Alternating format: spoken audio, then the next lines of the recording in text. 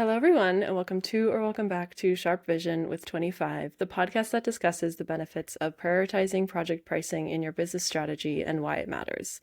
Today, I'm joined by Patrick Wright, head of AI at 25, and Richard Minney, chief product officer and co-founder at 25, to discuss the ways AI is transforming the way businesses are managing pricing and how your business can leverage AI to stay ahead of your competitors. Thank you for joining today. Thank Hi, you. thank you, Jenny. So, my first question I have for you two is what are some AI techniques that have emerged and that are transforming pricing strategies across industries today that you've observed? This has actually been around for a while, and the big useful technique is predictive analytics. That is what I'll call traditional machine learning. So you assemble large volumes of data and you train models, and those models can then be used to take all of your history of pricing and the outcomes of different estimates or proposals that you made and the results. Did you win the work? If you won the work, what were the actuals related to the project that you actually ran? And what was the margin that you got? Use all of that data, all of your historical data, to predict outcomes when you get a new RFP. So if you get if a client comes to you and says, "Hey, can you run project X for me? And here's what that's about," you're going to build an estimate, and then you can run that estimate against prior estimates for similar projects and say, well, for this one, we priced it here, and our margin was this, and we won. And then for this other one, well, we posted a margin slightly higher, and we didn't win. And so, pricing is very much about prediction. How's the client going to respond to what you propose? So predictive analytics fits perfectly. Now, what's happened recently is the arrival of generative AI. Generative AI, the big leg up that it gives you in building these predictive analytics models is that it helps you to extract structured information, structured data from unstructured inputs. So if you think about an RFP, it might be 200 or 300 pages of content about what the client is looking for. And there might be, a couple of hundred pages of other technical specifications about different aspects of the product. There might be your own product catalog that's also important as a data source for this. And then there may also be data about prior history with that customer. And all of that data is text. Today, what we all do is we sit down and we read all of that stuff, and we try to extract from it the information that we need to go build the bid that we want to make. Generative AI, you can use that to actually comb through all of this content and find answers to specific questions that you have. So that lets you build much more detailed, much deeper predictive analytics models and then get better predictions as a result. So that's the big shift that's happened in the last 2.5 years with the arrival of generative AI. Where can you apply these techniques? Where would it make sense for businesses to use So them? giving some examples, building on what Patrick was explaining, the competitive pricing, there's a thing called price to win, which is essentially what price should I pitch this at in order to win the business? What's the maximum I can charge and still win? And that's based on competitor analysis. So looking at your competitors and how strong you are in comparison. And then you can basically judge, A, are you above or below your competitors in terms of non-cost criteria? So do you need to be below or above in terms of pricing?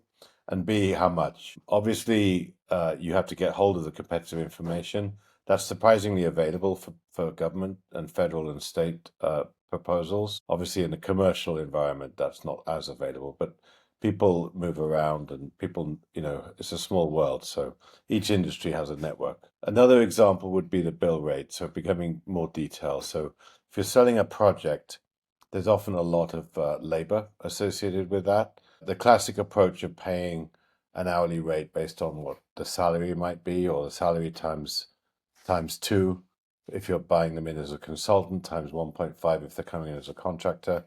That's kind of an old approach. The tools that Patrick was talking about can help you to optimize that rate by looking at prior work that you've done. And if you're a large company, you might have bid the same role hundreds or thousands of times previously around the world.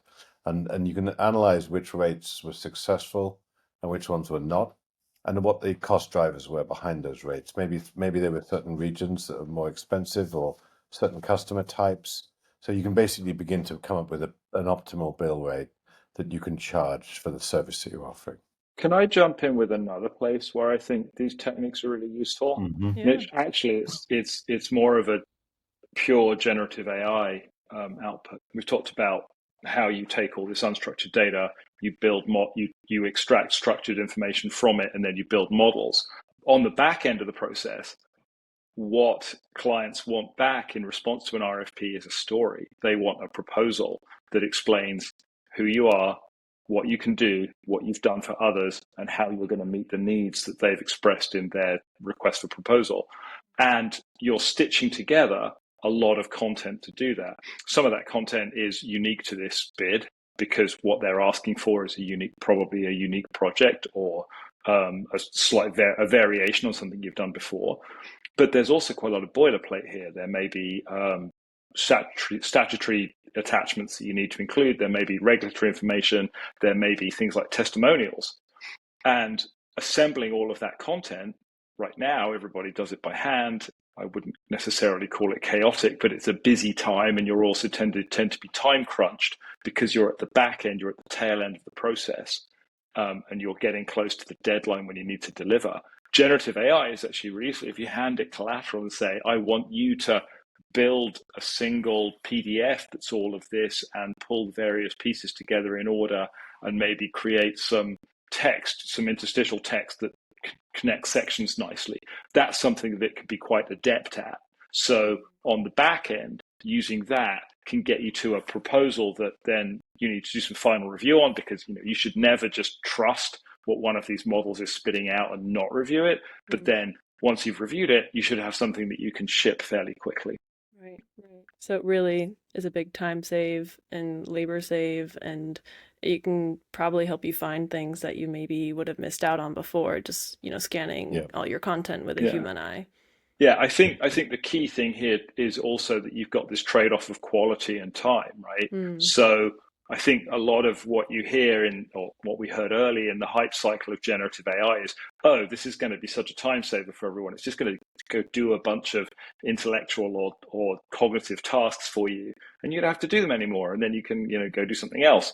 And that's great, but given the state of the technology at the moment, it's not always as robust as we would like it to be. It can generate hallucinations. It can be error prone in certain ways.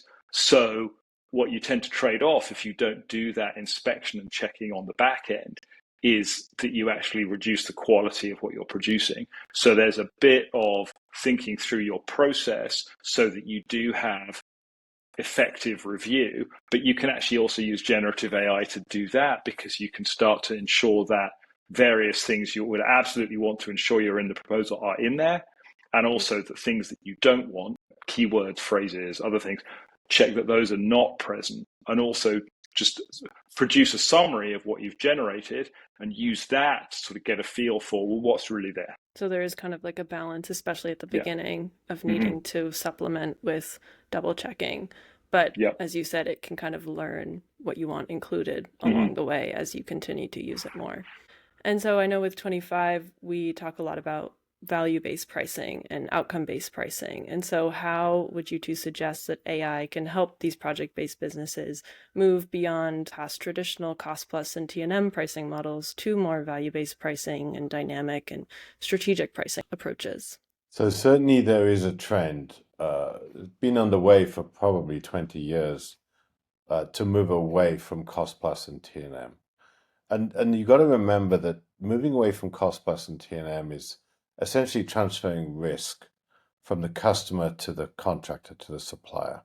So with cost plus or time materials, if you spend more time or it takes longer, the customer pays. Obviously, with a fixed fee or even outcome based, with a fixed fee, the contractor is taking on the risk of how long it's going to take to deliver the outcome, the implementation. Maybe it's a new system or something that they're deploying. If it's outcome based, there's additional risk transfer, because now the contractor or supplier is taking on the risk that the outcome is going to bring a benefit. And the thing that people forget with the risk transfer is there's also a margin transfer at the same time.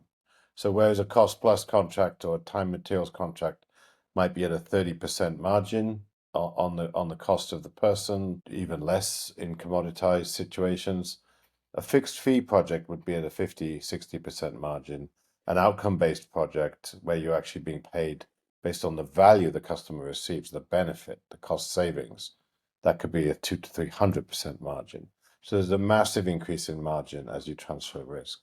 But to your question about AI helping to come up with it, the key is that it's optimizing the price in the first place. So it's one thing to say, I'll do a fixed fee, but if you're not confident in your fixed price, you just kind of guessed a bunch of people and hours and multiplied by a rate, and that was your fixed fee, and that's what you promoted. On a large project, you take a huge risk of overrunning. Whereas if you can optimize that price, so that comes in two sides. Part of it is estimating the cost more accurately. So if you can estimate the cost of what Patrick was saying at the beginning, finding prior work that you've done before, similar work that you can estimate based on, understanding the cost drivers, what's affecting that prior work. Is it in a different country? Is it more deployments? Is it over a longer schedule? Did it have some extra bells and whistles? And be able to basically estimate the cost, including risk and contingency as well in a formal way, rather than just sort of up to the individual. So those will all help you to get the cost more accurate. And therefore, when you add your margin to get your price more accurate, if it's cost plus pricing technique. The other piece is the price to win we talked about earlier. Being able to understand your competitive position and then the value-based pricing. So you've got the cost-based pricing, you've got the price to win, which is competitor-based or market-based pricing, and then the value-based pricing. What's this worth to the client? Even if you're not charging them a percentage of benefit, on an outcome base, you still understand the value. That affects the price. It affects what they're willing to pay for the project. So all three types of pricing can come together and can optimize that price. And that helps companies, suppliers move from cost plus and T&M to fixed fee and outcome-based pricing. And as you go and try and put that together, a chunk of what you're going to end up doing is having different predictive analytics models that target different aspects of the problem. So it's not just building one model, it's building several. And sitting behind all of that is a pile of data, a data lake or a data warehouse, depending on what technology you pick, and a process of bringing in data from your ERP system or from your CRM and from all of this unstructured data so that you can put these models together and focus them on answering the big questions that you have. So this is, as you move into these changes, it's unfortunately or fortunately not a one-time shot. We're going to build these models. This is a continuing refinement of what you're already doing around thinking about your pricing process and how you're moving your team and organizing your people so that you can create, you can understand where you're adding or saving risk and optimize across margin, but you're doing it in a very data-centric way, which is a big departure for quite a lot of these teams. Interesting. And I assume you've seen in your experience that maybe there's a bit of hesitation around the adoption of AI. It's a new thing. I know a lot of more people are less hesitant, but what would you say are the biggest misconceptions or challenges that companies may face when implementing AI? Sure. So I think the first place I would start is that the predictive analytics world, that has also evolved. Like, yes, predictive analytics has been around for a while, but the actual power of what you can do with it has increased considerably over the last decade because compute power is so much more available than it used to be for the right price. And also because our ability to handle huge volumes of data and build really large models based on all of your history, that's really improved. That's all gotten much easier to do. The tools around it, the understanding of the field, and actually even the structural mathematics of some of the models has really come along. So I think there's a lag there. But then when we start to talk about using generative AI and bringing that into the process, absolutely, we're in this interesting spot. Like in every adoption cycle of new technology, you go from, the initial hype to sort of this valley of disappointment, a few months later, where a bunch of people have tried it and maybe they've tried hard and maybe they haven't tried very hard. And they go, hang on, this doesn't really work. It's like the promise, it's all of this hype of like, well, we're going to get to AGI or artificial general intelligence, 18 months away, which is what, I think the CEO of OpenAI was saying, maybe 2 years ago, oh, we're going to get there. no, these things are not Still not happening. there. And in practice, it takes discipline and rigor and care to get value from these tools. And Right. guess what? We're all just looking to do things faster, and we're not necessarily looking to apply rigor and care along the way. That's not how creative humans tend to operate. Yeah. So we're definitely in that spot in adoption, and it's some of the things that we've been trying at 25, where we've been using more advanced techniques like building agentic systems to solve problems. Whilst they can work phenomenally well, sort of on the happy path on certain good cases, in other cases, they really miss the mark. And it's actually very hard to train or tune the system to avoid those problems. So then you sort of have to go back to, well, what is a simpler thing that I could do that I know is going to be reasonably reliable? And that then sort of hits 3 different points. The first point is hallucination. So these models, they will hallucinate. Effectively, they are assembling their responses from all of the data they've been trained on. They don't know what is ground truth and what is not ground truth. So if you're relying on their world knowledge, the set of data they were trained on, and you're not constraining their behavior and saying, no, just focus on the inputs that I give you, the document set, the input collateral that you've pulled together as your starting point, then they may wander off, they may generate output that is not truthful, and then that requires human review, takes time, is not necessarily very useful. There are some things you can do in prompting to minimize that risk, but again, not helpful. Fortunately, in all of the pricing use cases that we're working with, we are very much reliant on inputs that are provided by a client or by the organization. We're not reliant on that world knowledge, and we can prompt and say, focus on this stuff, don't focus on world knowledge. So that feels pretty good. The second place I would say is important is sort of the voice. Sometimes you're getting it to respond and you're literally saying, well, I want you to return a number or a date. When is this proposal going to be due? And then you've got a nice crisp boundary, and you can test the answer and say, did it return a date or did it not return a date? If it didn't return a date, well, something else. If you're asking it to produce a summary, there's going to be a tone or a way of writing that summary that is sort of the median of all of the relevant content that it's got. And so you have to be a little careful about voice, because that may or may not match what your brand and the way that you prefer, or your preferred nomenclature or lexicon for your product and your work. So you have to figure out how to control for voice, and that can be time consuming too.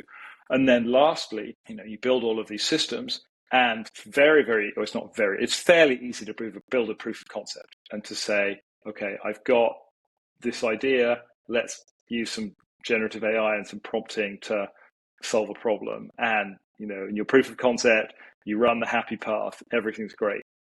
And then you go put it in production, and then real users start to work with it. And because they don't think like you, or because they don't understand what's going on, or because they prompt in a different way, they get radically worse outcomes. A big piece of this is your need to test, just as in the same way as you would test a piece of software by writing some tests, writing some test cases or some user scenarios and executing them, or even writing tests in code that you can execute in an automated way to validate that the application that you've got behaves the way you want. Here, you've got an application that's using generative AI, and you need to wrap some tests around it. And those tests are dealing with what I would call non-deterministic answers. Particularly if it's generating text, you might get an answer which is different for one instance of prompting it versus another. And then your tests have to account for the fact that there may be variances between those two outputs. So again, you sort of got this thing of like, I'm trying to get this thing to be very focused in what it's doing through the way I'm prompting it, and because of the input data set I give it, and that gives me good control. But when I start to let it be more generative in its outputs, then I have to really think hard about testing, because I have to make sure that it's going to operate in band. And the last thing I would say, and this is a risk that is just across all of industry and anybody who's dealing with large volumes of proprietary data, is issues of data security and data privacy. So you've got the large commercial models. So OpenAI, Anthropic, they both publish these large models, and they will host them for you. They have data privacy agreements about what they will and won't do with your data. Same is true for Microsoft, where they're hosting OpenAI's models. That's evolved a long way from when we started out, because when we started out, it was a bit the Wild West. If you prompted these models, there were no guarantees around data privacy. Now, effectively, you're paying for these models. You have reasonable expectations of privacy. Some industries, however, that's not enough. And then they're into, well, okay, how do we actually manage all of this on-prem? So within our own network or within our own security infrastructure, because we really can't have any of this proprietary stuff leak. And then what you're really getting into is hosting open source models. So things like DeepSeek or things like Llama on your own hardware inside your own network. And that has also gotten much easier to do because the hardware is much less expensive than it used to be. And the tooling and the software around managing, deploying, and running these models has also improved in leaps and bounds in the last 2 years. So there are options depending on your privacy and security preferences. You just have to decide how much you're trading off around potential risk. And I will say potential risk is not big because everyone's dealing with this commercial problem now versus your effort to keep things private and within your own network. Thank you. I feel like you gave a lot of really helpful tips to anyone looking to start this AI adoption, or maybe they've been facing some, challenges with the adoption. It's interesting to hear that, as much as people want to see it as something that can save them time and make them not have to maybe do parts of their job, you're kind of saying the opposite, and that you have to really treat it like a tool, something you nurture and build, but over time, it'll mold to what you need it to be more so. The other tip I would add is get going. So it's very easy to procrastinate, it's very easy to plan, it's very easy to study and evaluate. It's much better to actually start a project. Even pick a project, simple project that you want to improve. Doesn't have to be in pricing. Obviously, we can help you guys improve in pricing because we've got lots of domain expertise in that area, and we've got a lot of experience doing it. But whatever you want to improve with AI, just start a project, and you'll learn much more from that than any amount of research. That's a really great point. Yeah, I've been consulting and talking to people across a variety of industries about this problem, and you see over and over and over again, like the hesitancy to get your hands dirty and just start and see what happens. It's like everything. You just got to dive in and figure it out. It's fine. Come on in. The water's fine. Yeah, the more time you have on your side, it's only going to get better that way. We're approaching the end of the episode, but to ask one last question to you both, looking ahead, how do you see AI evolving in the pricing space over maybe the next 5 years? And touching on what we just mentioned, what should companies be doing now to stay ahead of that curve? With and without AI, companies should be packaging up their services. So project-based pricing, which is where we operate, where Twenty5 is the tool. Each project is a little bit unique. But at the same time, companies don't sell an aircraft interior fitment one day and then coaching for cookie classes the next. They clearly do stuff they've done before. And it's always possible in the service industry or project-based industry to package up what's common in the product and to make it into more of a product than a project. The benefit of that is, you can start to get more history and you can normalize your history better. You can draw conclusions from your history because you can look at your service catalog, as it were, your service offering, taxonomy, whatever you want to call it. B, you can start to reduce risk of delivery because you begin to deliver in a more systematic way. And C, you can start to optimize the price as well. And it's that price optimization where the customer's pushing risk to you because they don't want T&M and cost plus. They want fixed and outcome based. And you're, in turn, turning your product into something more repeatable, which allows you to get that fixed fee more down. The other thing that I would say is that I talked a bit about the adoption curve and like being in the valley of disillusion right now. We're actually in this world where the models that we're using and the tools wrapped around those models and the techniques for deploying all of this is the worst they're ever going to be going into the future. Like every day, someone is innovating somewhere across this stack. We're all learning together. There's a very strong community wrapped around this technology. We're busy refining, well, how do we use this? How do we get value from it? What's possible now is remarkable. I'm seeing it with various of 25's clients, and if you look in the wider world, there are lots of cases where people are getting a huge benefit from combining generative AI and predictive analytics to solve specific data problems. Think of these tools and the agents that you can build with them becoming more intrinsically intelligent, more capable, more able to respond to people in more human ways, or maybe human's the wrong word, in ways that feel intuitive and useful. And that also allows us to start to move on how does user interface work? What's the user experience? And can you end up with something that feels like a true companion or co-pilot that you can work with that lets you move through the process with good support and that is helping you as you go along the way to check your work? So things like that all start to be possible. And then lastly, these agents can start to also be hubs in your team where they are starting to handle dispatch and communication and helping different folks across the team to know, okay, so-and-so's just finished their piece of this. Oh, I should pick this up and look at it. Or bringing people together to collaborate and being an agent or advisor to a small group of people who are trying to solve a problem together. So I see it just a ton of promise. We just have to think really hard about how we apply this to the business process and also how the business process needs to move, because these tools enable us to be smarter about how we do all these things. Pricing is the perfect candidate for AI, especially project-based pricing. It's a very data-rich environment. There's a ton of history, prior work you've done before, prior bids you've done, competitor bids. The RFP is probably 300 pages long in some cases, with lots of schedules, attachments, meeting notes, and so on. So it's a very data-intense environment. It brings together both text generation and machine learning. So it brings both practices together. The text generation, as Patrick talked about, to actually create the response for narratives where they're required, and also the machine learning to come up with the cost and the price, based on the predictive analytics and the history. So it's a very good candidate. It's also an area that's hard for ERP systems to penetrate. If you're selling projects and services and complex engineer-to-order environments, then it's not so easy for an ERP system to bid that. You really need a project management tool to build the project up, and you need a really sophisticated pricing tool, as what we've talked about. So it's a perfect candidate. We're very excited to be in this area and using AI to improve the product capability for a product that's already established in this niche.